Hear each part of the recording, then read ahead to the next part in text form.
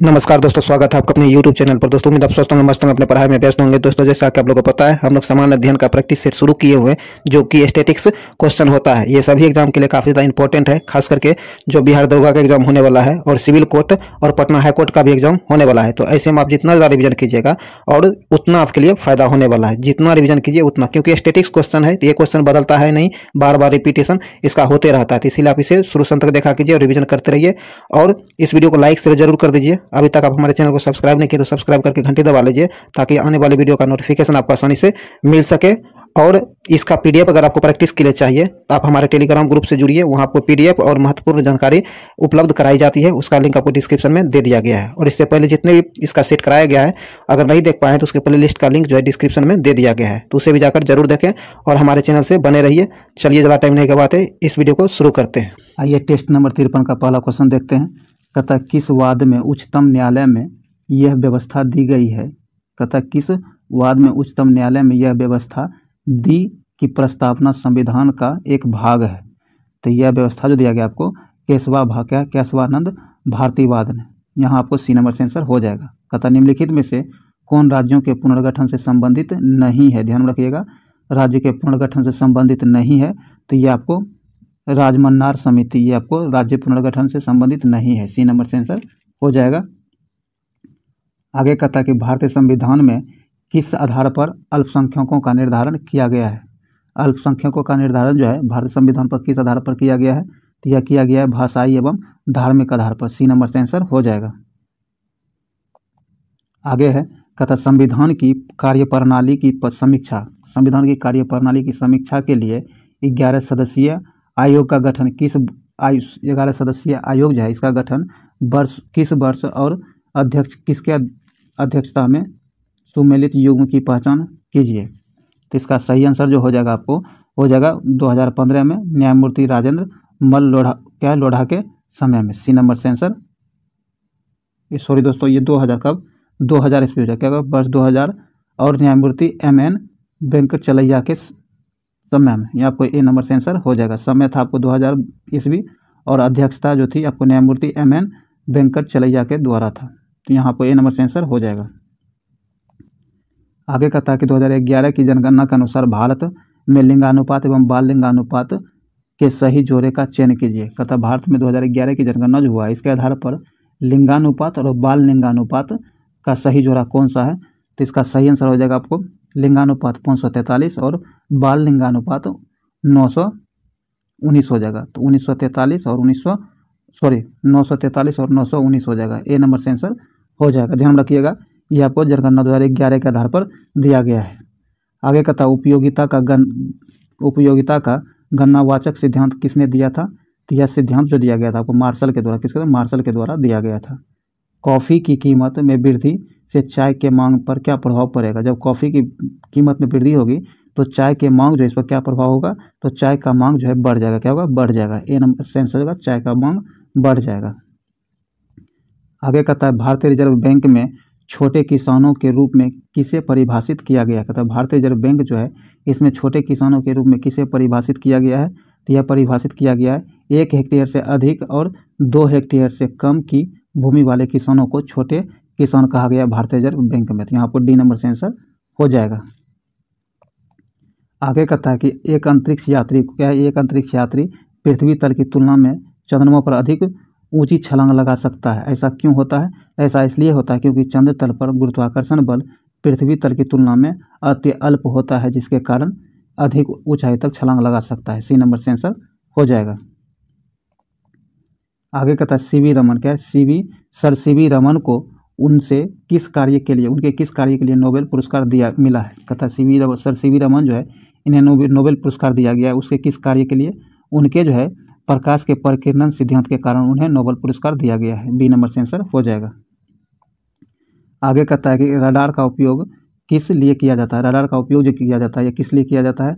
इसका उपयोग जो है जहाज़ों वायुयानों आदि को ढूंढने एवं मार्ग निर्देशित करने के लिए रडार का प्रयोग किया जाता है। बी नंबर से आंसर हो जाएगा।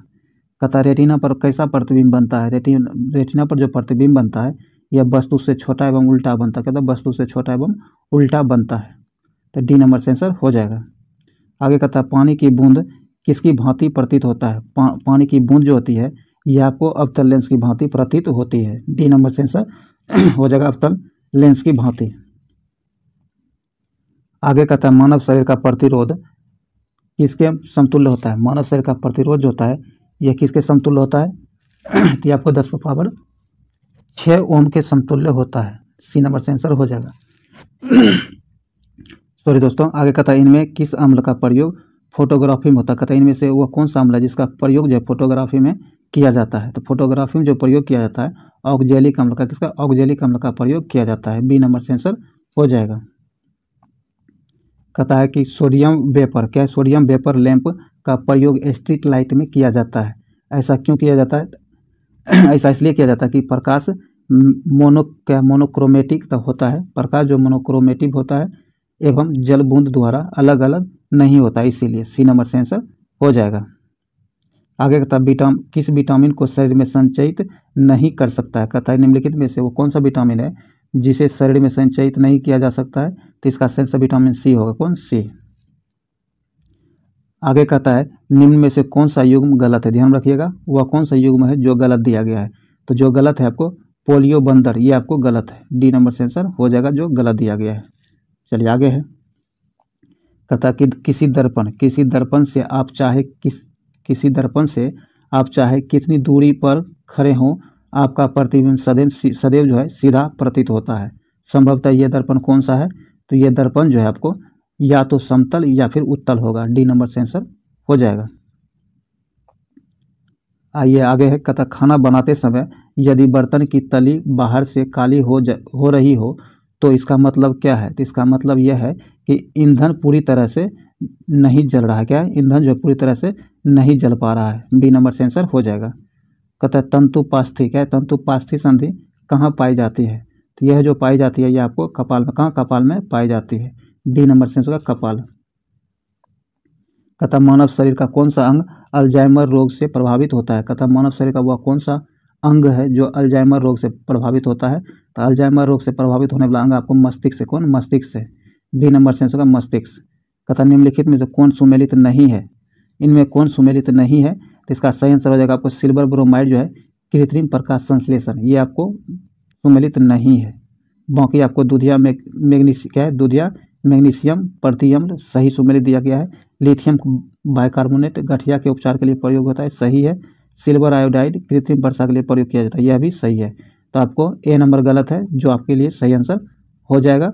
बाकी आपको बी, सी और डी ये तीनों सही दिया गया है। चलिए आगे है। इनमें से कौन विद्युत चुंबकीय तरंग का उदाहरण नहीं है? ध्यान रखिएगा, विद्युत चुंबकीय तरंग का उदाहरण नहीं है। तो इसका सही आंसर हो जाएगा पराध्वनिक किरणें जो है आपको विद्युत चुंबकीय तरंग का उदाहरण नहीं है। डी नंबर से आंसर हो जाएगा। कहता है समुद्री वातावरण में मुख्य प्राथमिक उत्पादक होते हैं। कहता कि समुद्री वातावरण जो है इसमें मुख्य प्राथमिक उत्पादक होता है। तो यह होता है आपको फाइटोप्लेन, क्या है? फाइटोप्लैंक्टन से इसका क्या प्राथमिक उत्पादक होता है। ए नंबर से आंसर हो जाएगा। मास्टर ऑफ गॉड्स किस ग्रह को कहा जाता है? मास्टर ऑफ गॉड्स को कहा जाता है, यह कहा जाता है आपको बृहस्पति ग्रह को। किसे? बृहस्पति ग्रह को। चलिए आगे है।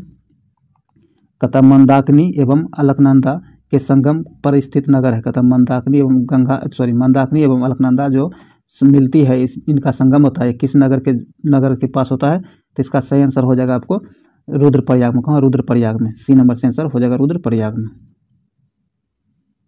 चलिए आगे कहता है भारत में सर्वाधिक भूभाग में किस प्रकार की मिट्टी पाई जाती है? भारत की सर्वाधिक भूभाग में जो पाई जाती है यह मिट्टी पाई जाती है जलोढ़ मिट्टी। कौन? जलोढ़ मिट्टी सर्वाधिक भूभाग में पाई जाती है भारत के अंदर।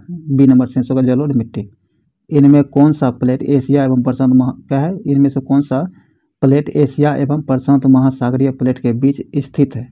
तो यह स्थित आपको फिलीपीन प्लेट, क्या है? Philippine plate. सी नंबर से आंसर हो जाएगा। आगे कहता देवताओं का प्रिय धाम, क्या? देवताओं का प्रिय धाम विजय को ही श्रेष्ठ विजय समझा है, यह किस शासक के शिलालेख में वर्णित है? तो यह जो वर्णित है आपको अशोक के 13वें मुख्य शिलालेख में वर्णित है। सी नंबर से आंसर हो जाएगा। चलिए आगे है। आगे कहता है मौलाना अब्बुल कलाम आज़ाद, क्या? मौलाना अब्बुल कलाम आज़ाद 1912 में एक उर्दू साप्ताहिक अल हिलाल, क्या है? अल हिलाल शुरू किया। सरकार द्वारा उस पर प्रतिबंध लगाने के बाद अल बिलाग की स्थापना उन्होंने कब की? तो इसकी अल बिलाल जो है इसकी स्थापना की गई है 1915 में। कब? 1915 में। सी नंबर से आंसर हो जाएगा। कहता the college of the Indian revolt, कहता द कॉजेज क्या है? The causes of the Indian revolt निम्नलिखित में से किसकी एक पुस्तक थी? तो ये जो है आपको सैयद अहमद खान का, किसका? सैयद अहमद खान का पुस्तक था the causes of the Indian revolt. D number से आंसर हो जाएगा। आगे कहता है सुल्तान पृथ्वी, क्या? सुल्तान पृथ्वी पर ईश्वर का प्रतिनिधि है और उसका स्थान केवल पैगंबर के पश्चात है। यह किस सुल्तान, यह किस सल्तनतकालीन शासक ने कहा था? तो ये जो कहा था आपको बलबन ने कहा था। किसने? बलबन ने कहा था। ए नंबर से आंसर होगा बलबन। रंजीत सिंह की राजधानी, कहता रंजीत सिंह की राजनीतिक राजधानी लाहौर थी। किस नगर को उसकी धार्मिक राजधानी कहा जाता है? तो इसका धार्मिक राजधानी जो कहा जाता है यह कहा जाता है अमृतसर को। किसे? अमृतसर को। राजनीतिक राजधानी लाहौर और धार्मिक राजधानी अमृतसर। यहाँ ए नंबर से आंसर होगा अमृतसर। आधुनिक युग में पहली बार ब्राह्मणी और खरोष्टी लिपि को पढ़ने का श्रेय किसको जाता है? कहता आधुनिक युग में जो है ब्राह्मणी लिपि और खरोष्टी लिपि को पढ़ने का श्रेय जो है किसे जाता है? यह श्रेय जेम्स प्रिंसेप को जाता है। किसे? जेम्स प्रिंसेप को जाता है। डी नंबर से आंसर हो जाएगा। निम्नलिखित में से वो कौन सा आयोग, कहता निम्नलिखित में से वह आयोग कौन सा है जिसमें सबसे पहले भारत में प्राथमिक एवं माध्यमिक शिक्षा पर ध्यान दिया? तो भारत में प्राथमिक एवं माध्यमिक शिक्षा पर सबसे पहले जो ध्यान दिया था किस आयोग ने दिया था? तो ये दिया था आपको चार्ल्स वुड आयोग ने। किसने? चार्ल्स वुड आयोग ने। बी नंबर से आंसर हो जाएगा। आगे कहता 19वीं शताब्दी में सबसे पहले शुरू किया जाने वाला सुधार आंदोलन निम्नलिखित में से कौन था? तो सबसे पहले जो सुधार के लिए शुरू किया गया आंदोलन था ये था आपको ब्रह्म समाज। कौन? ब्रह्म समाज। बी नंबर से आंसर हो जाएगा। कहता औपनिवेशिक भारत में भारतीय विधवाओं के लिए शारदा सदन स्कूल की स्थापना किसने की है? तो इसकी स्थापना जो किया है पंडिता रमाबाई के द्वारा। किसके द्वारा? पंडिता रमाबाई के द्वारा किया गया था। बी नंबर से आंसर हो जाएगा। आगे कहता अकबर के किस समकालीन शासक ने दिल्ली, आगरा और संभल पर अधिकार कर विक्रमादित्य की उपाधि ली थी? तो ये लिया था हेमू ने। किसने? हेमू ने। ए नंबर से आंसर होगा हेमू। आगे कहता 1916 में किस भारतीय गर्मपंथी ने कहा था कि कांग्रेस लॉर्ड डफरिन के दिमाग की उपज है? कहता है कि 1916 में वह कौन से भारतीय गर्मपंथी नेता थे जिन्होंने कहा था कांग्रेस जो है कांग्रेस लॉर्ड डफरिन के दिमाग की उपज है? तो यह कथन कहा गया था लाला लाजपत राय के द्वारा। किसके द्वारा? लाला लाजपत राय के द्वारा। कब? तो 1916 में। ये ध्यान रखिएगा। चलिए आगे है। आगे कहता है कि पत्रकारिता, क्या? पत्रकारिता के लिए ब्रिटिश सरकार द्वारा सजा पाने वाले पहले भारतीय कौन थे? पत्रकारिता के लिए ब्रिटिश सरकार के द्वारा सजा जो पाने वाले थे यह पहले भारतीय कौन थे? तो ये थे आपको सुरेंद्रनाथ बनर्जी। ए नंबर से आंसर होगा सुरेंद्रनाथ बनर्जी। चलिए आगे है। आगे कहता कि बंगाल की निम्नलिखित घटनाओं का जो कहता बंगाल में जो घटित घटना है उसे क्रमवार सजाया जाए। तो इसका सही क्रम जो होगा ये हो जाएगा। पहले आपको सिराजुद्दौला का नवाब बनना 1 नंबर पाएगा, सही है। दूसरे स्थान पर आपको ब्लैक होल की घटना आ जाएगी और तीसरे स्थान पर आपको अलीगढ़ की संधि आ जाएगी और चौथे स्थान पर आपको प्लासी का युद्ध आ जाएगा। तो इस प्रकार आपको 1 3 2 4 यहाँ सी नंबर से आंसर 1 3 2 4 सी नंबर से आंसर हो जाएगा। चलिए आगे है। आगे कहता है ऋग्वेद में सर्वाधिक चर्चा किस जानवर का मिलता है? ऋग्वेद जो है इसमें सर्वाधिक चर्चा किस जानवर का मिलता है?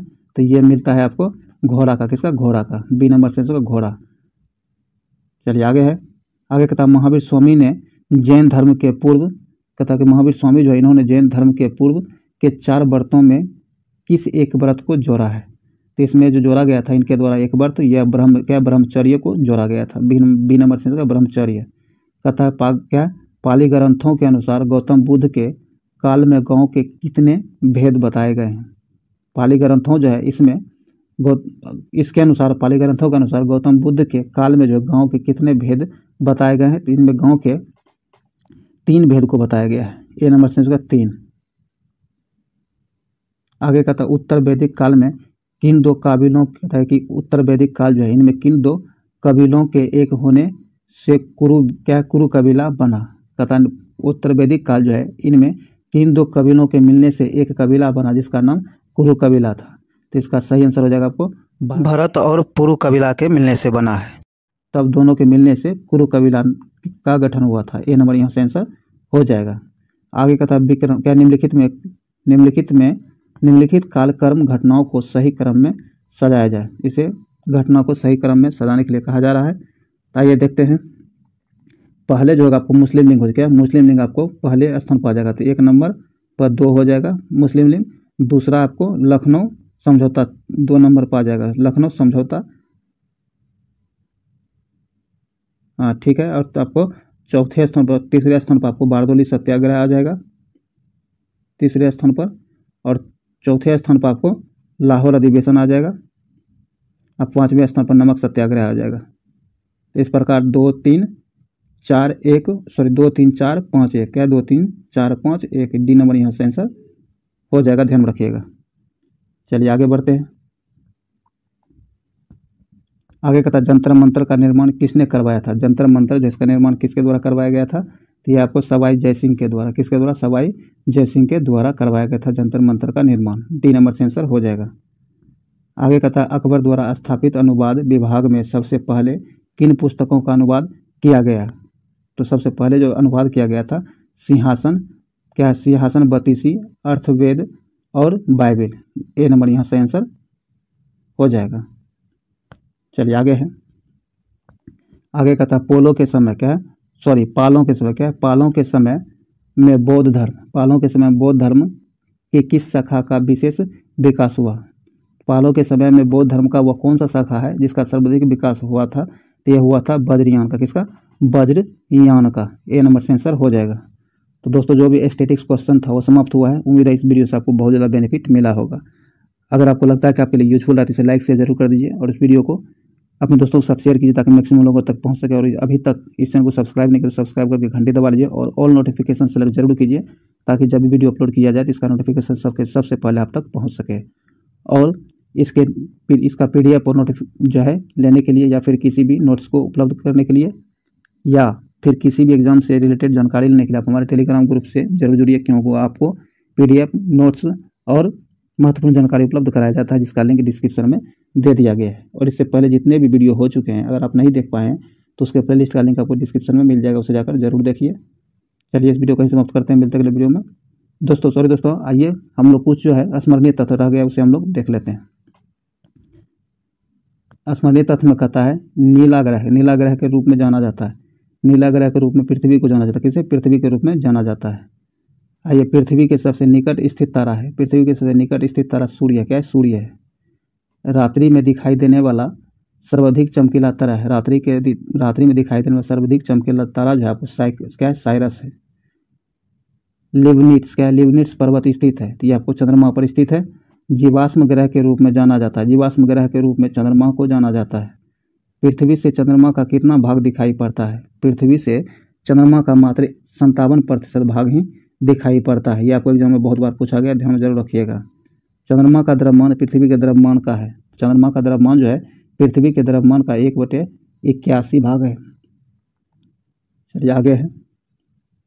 आगे का था चंद्रमा क्या है, जब चंद्रमा पृथ्वी के निकट होता है तो उस स्थिति को क्या कहा जाता है, उस स्थिति को सुपर मून कहा जाता है। क्या, सुपर मून कहा जाता है। किसे कहा जाता है, सुपर मून। जब चंद्रमा पृथ्वी के निकट होता है तब उसे सुपर मून कहा जाता है। कहता है एक माह में 2 पूर्णिमा हो तो दूसरी पूर्णिमा को कहा जाता है। जब किसी माह में अगर 2 पूर्णिमा हो तो दूसरे पूर्णिमा को ब्लू मून क्या है, ब्लू मून कहा जाता है, ध्यान रखिएगा। बौने ग्रह जो है इसका उदाहरण है। बौना ग्रह का उदाहरण यम, सेरस और चेरॉन, ये आपको बौने ग्रह का उदाहरण है। शुद्र ग्रह दिखाई पड़ते हैं। यह मंगल एवं बृहस्पति के बीच जो है शुद्र ग्रह दिखाई पड़ता है। पृथ्वी जब सूर्य से अधिकतम दूरी पर होती है तो उस स्थिति को कहा जाता है, उस स्थिति को ऑफशोर कहा जाता है, जो सामान्यतः आपको 4 जुलाई को होता है। और सूर्य जब पृथ्वी जो है सूर्य के सबसे कम दूरी यानी न्यूनतम दूरी पर होता है तो उस स्थिति को उपसौर कहा जाता है। उपसौर जो कि 3 जनवरी को होता है। अगर पृथ्वी सूर्य से अधिकतम दूरी पर हो तो अपसौर जो 4 जुलाई को होता है। और पृथ्वी जो है सूर्य के सबसे नज़दीक हो तो उसे उपसौर जो कि 1 जनवरी को होता है, ये ध्यान रखिएगा। चलिए आगे है, कहता पृथ्वी पर अक्षांशों की कुल संख्या 181 है। क्या 181 है? पृथ्वी पर देशांतर की कुल संख्या 360 है। क्या 360 है देशांतरों की संख्या। किस तिथि को पृथ्वी पर दिन और रात बराबर होता है? पृथ्वी पर दिन और रात जो होता है 21 मार्च और 23 सितंबर को बराबर होता है दिन और रात। जब सूर्य एवं पृथ्वी के मध्य चंद्रमा आता है, जब सूर्य, ध्यान रखिएगा, सूर्य और पृथ्वी के बीच जब चंद्रमा आती है तो उस स्थिति को सूर्य ग्रहण या फिर अमावस्या के दिन कहा जाता है, ध्यान रखिएगा। और जब सूर्य एवं चंद्रमा के बीच पृथ्वी आती है, चंद्रमा आती है तो सूर्य ग्रहण लगता है, और जब पृथ्वी आती है तो चंद्र ग्रहण यानी पूर्णिमा का दिन होता है, ये ध्यान रखिएगा। चलिए आगे है, संपूर्ण विश्व को कितने समय जोन में बांटा गया है? संपूर्ण पृथ्वी को जो है 24 समय जोन में बांटा गया है। अंतर्राष्ट्रीय तिथि रेखा है कहा जाता है, अंतर्राष्ट्रीय तिथि रेखा जो है 180 डिग्री देशांतर को कहा जाता है। उत्तरी गोलार्ध में सबसे बड़ा दिन जो होता है आपको 21 जून को, कब 21 जून को उत्तरी गोलार्ध में सबसे बड़ा दिन होता है। और दक्षिणी गोलार्ध में सबसे बड़ा दिन 22 दिसंबर को, कब 22 दिसंबर को दक्षिणी गोलार्ध में सबसे बड़ा दिन। उत्तरी गोलार्ध में 21 जून को सबसे बड़ा दिन और दक्षिणी गोलार्ध में 22 दिसंबर को सबसे बड़ा दिन होता है, ये ध्यान रखिएगा।